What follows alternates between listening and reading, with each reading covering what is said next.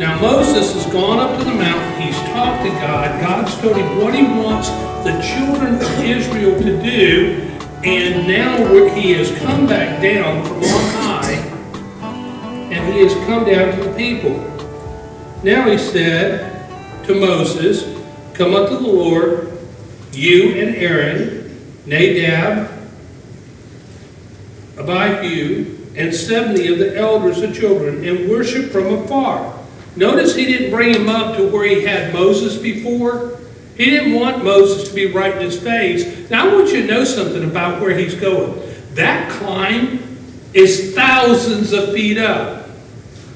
Moses goes up there, and what's God tell him to do? Go back down and get these people, and then come back up, and then go back down, and then come back up. Okay? Moses is 80-something years old, folks. Imagine how hard time that we at our age would have climbing a little mountain, and then Moses is having to go up and down. Good thing God gave him the strength to do it, right?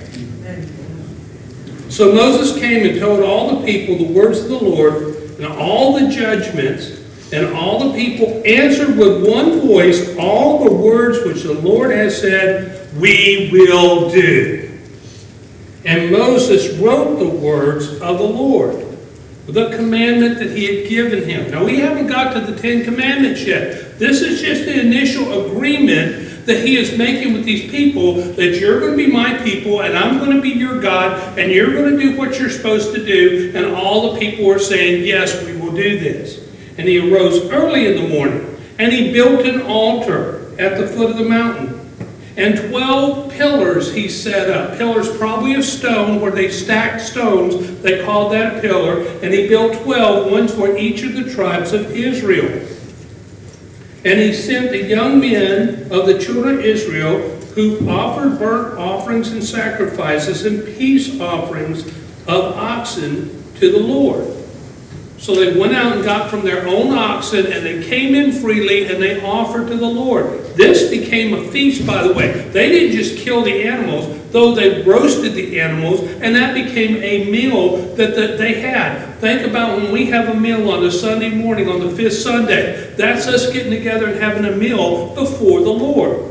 That's what's going on here. And Moses took half the blood, and he put it in basins.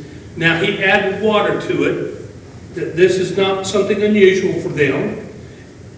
Half the blood, and he sprinkled it on the altar. Then he took the book of the covenant, and he read it in the hearing of the people. This is the covenant, the agreement that you're making with God. This is what you're saying you're going to do. This is what God has asked you to do. Are you willing to do it? Of course, they all said, yes, we're willing to do this. And he said, all that the Lord has said, we will do, and be obedient. Don't promise things you don't mean. Go to the next picture. So Moses confirms the covenant and confirms the people by sprinkling blood on them. And Moses took the blood, and he sprinkled it on the people, and said, this is the blood of the covenant which the Lord has made with you according to these words. Then Moses went up also with Aaron, Nadab, Abihu, and 70 of the elders. But understand this, all covenants are sealed in blood. The covenant of Jesus Christ with us was sealed in his blood. He is showing forward what's going to happen. We're starting out here with this first covenant. How are we sealing it? We're sealing it in blood. Something had to die to create this covenant. Something had to give its blood. And eventually Jesus does the same thing. So Moses went up also when they have Abihu and 70 of the elders. Now they went up to go up to follow Moses. And he said to the elders, wait here for us until I come back to you. And indeed, Aaron and Hur are with you. If any man has a difficulty, let him go to them. And Moses went up to the mountain, and the clouds covered the mountain. So Moses goes back up to God again. Now the glory of the Lord rested on Mount Sinai, and the cloud covered it for 6 days. And on the 7th day he called out to Moses. Now Moses is up on the mountain. He's before the burning bush area. And then he's waited 6 days. And on the 7th day, God starts talking to him. The sight of the glory of the Lord was like a consuming fire on top of the mountain, and the eyes of the children of Israel.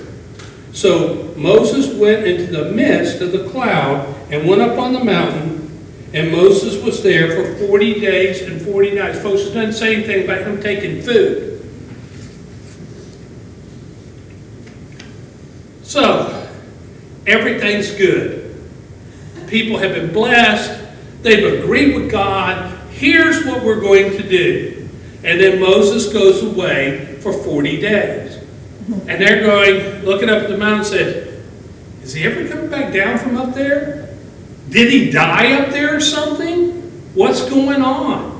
Why is he taking so all this time? God's given him, remember we went through last week the commandments, the 10 commandments, and then all the laws that God talked about? This is that time. So we've jumped back in time about the agreement of the people to follow God and to do what they're supposed to do. And now it's 40 days and Moses is up there receiving all this, and the people are down in the camp waiting for Moses.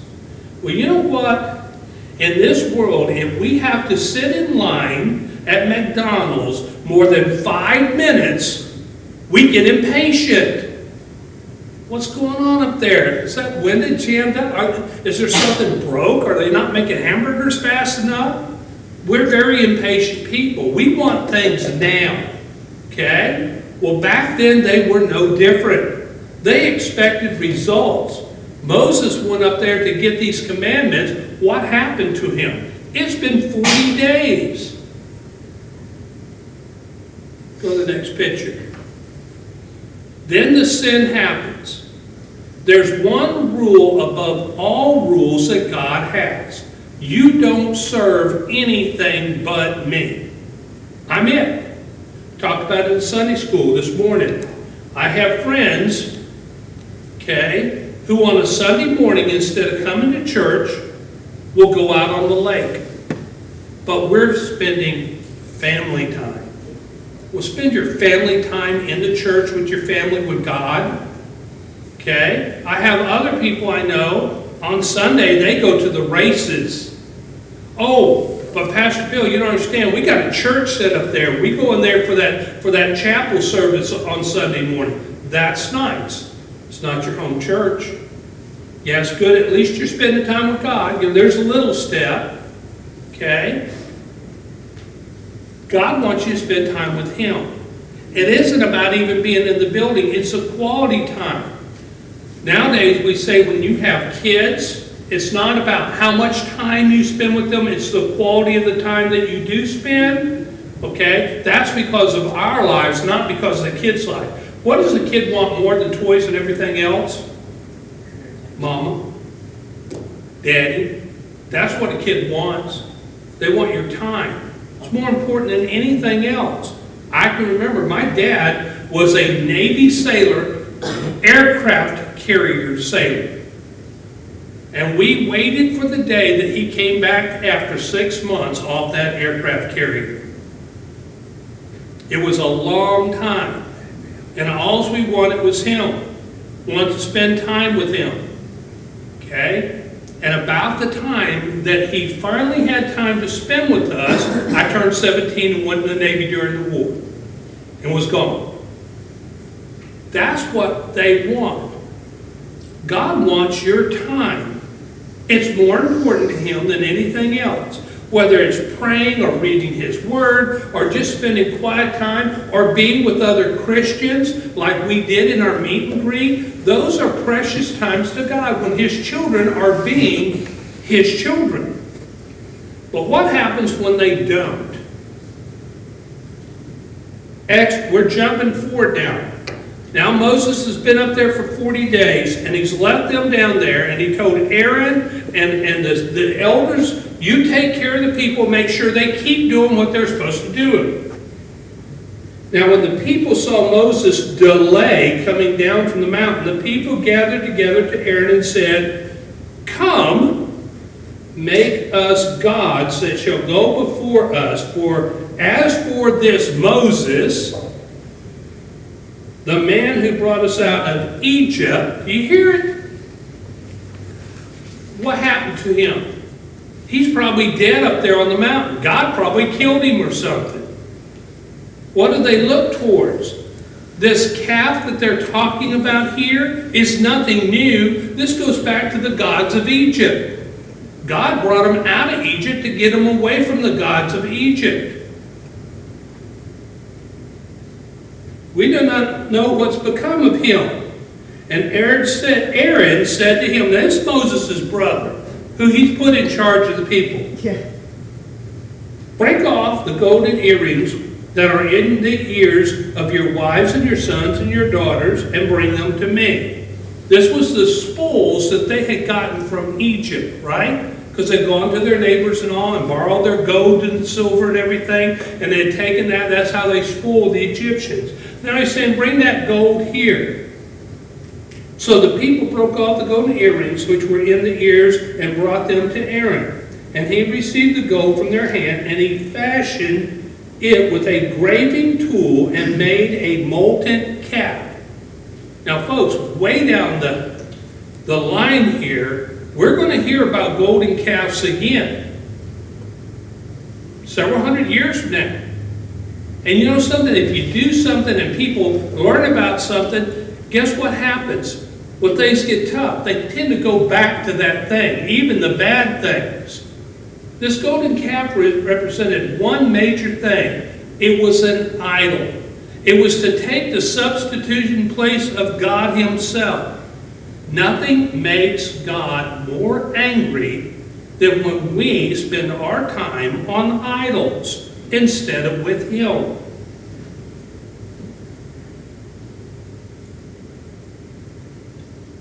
So they said, this is your God, O Israel, that brought you out of Egypt. They couldn't see God. They didn't know what God was. So they picked one of the gods from Egypt and says, okay, this is your God. This is what he looks like. This is who brought you out of Egypt. Think that didn't make God mad? So when Aaron saw it, he built an altar before it, and Aaron made a proclamation saying, tomorrow is the feast day of the Lord. Now they're not just going to defile God's name and his image, but now they're going to throw we'll use the word, orgy in the name of the Lord. How far can we stray from what we're supposed to do? How about all the things that they promised before God and got blood sprinkled on them? And now they're going this way in such a short time. Then they rose early the next day, burnt offerings and brought peace offerings, and the people sat down to eat, and they Hear this thing, and they rose to play. We're not talking about board games here, folks. We're talking about this got ugly. These people were doing stuff that they just shouldn't be doing. Things that they promised God that they wouldn't do.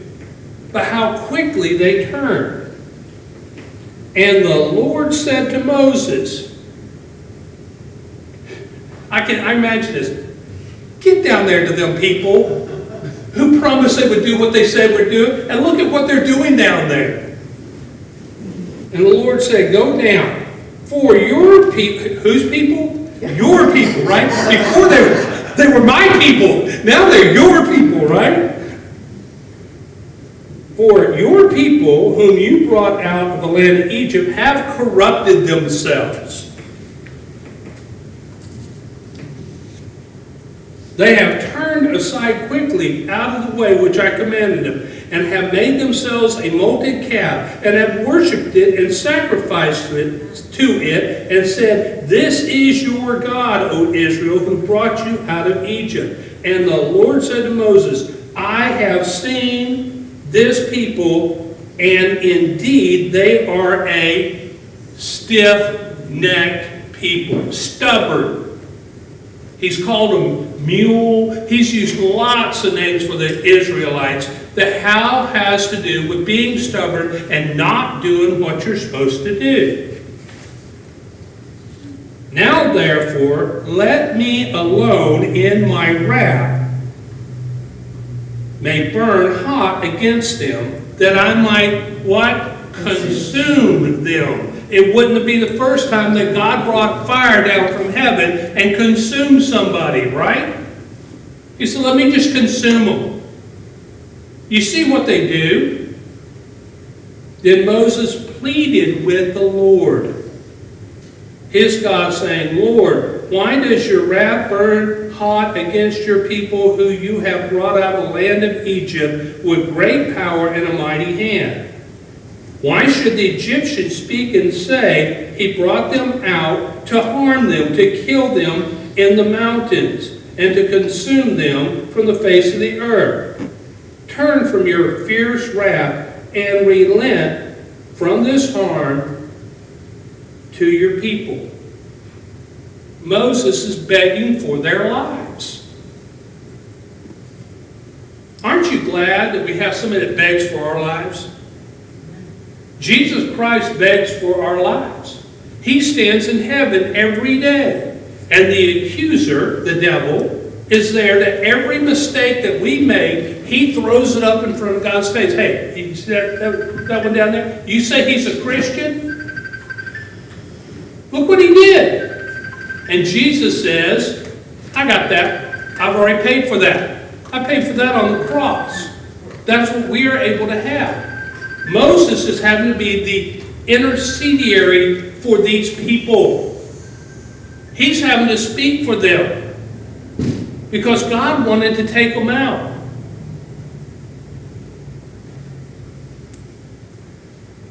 Remember, Abraham and Isaac and Israel, your servants, whom you swore by yourself and said to them, I will multiply your descendants as the stars of the heaven, and all this land I have spoken of, I give to your descendants, that they shall inherit it forever. You know, I would have been afraid to do that, throw God's own words back up in his face. But he's desperate. He knows the power of God. He was there when the miracles happened in Egypt. He knows that God can consume these people and destroy them. His own brother and sister are down in that group. His whole family's down there. His children and his wife's down there. He doesn't want them destroyed. He's begging for their lives.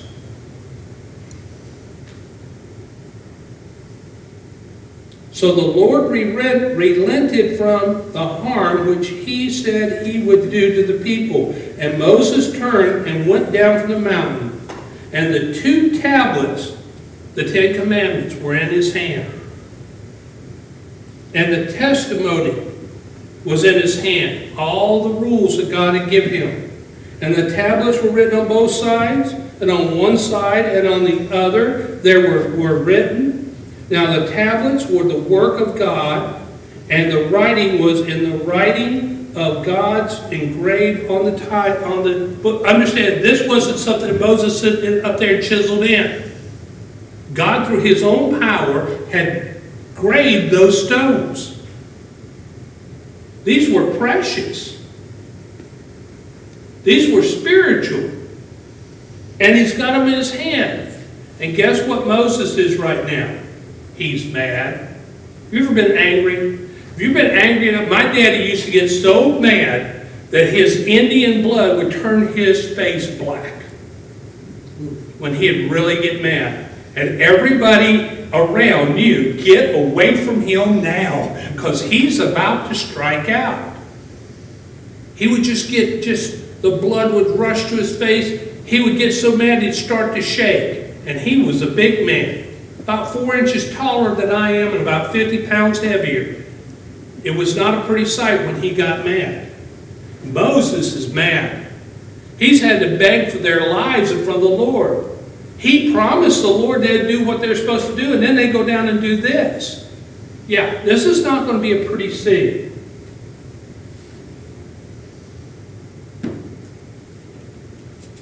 And when Joshua heard the noise of the people, they shouted, and he said to Moses, there is a noise of war in the camp. Folks, this wasn't war.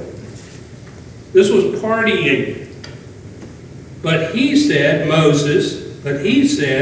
this is not the noise of shouting for victory, nor the noise of crying of defeat, but the sound of singing I hear, drunken revelry.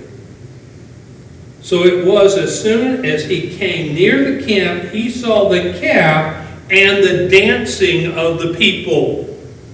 They're drunk and they're dancing around the calf. So Moses' anger became hot, and he cast the tablets out of his hand and broke them on the foot of the mountain. Keeping your word, making promises. A lot of people say, be careful what promises you make. But sometimes promises that you make, you can't keep them. Be careful what promise you make. God expects you to hold to your promises.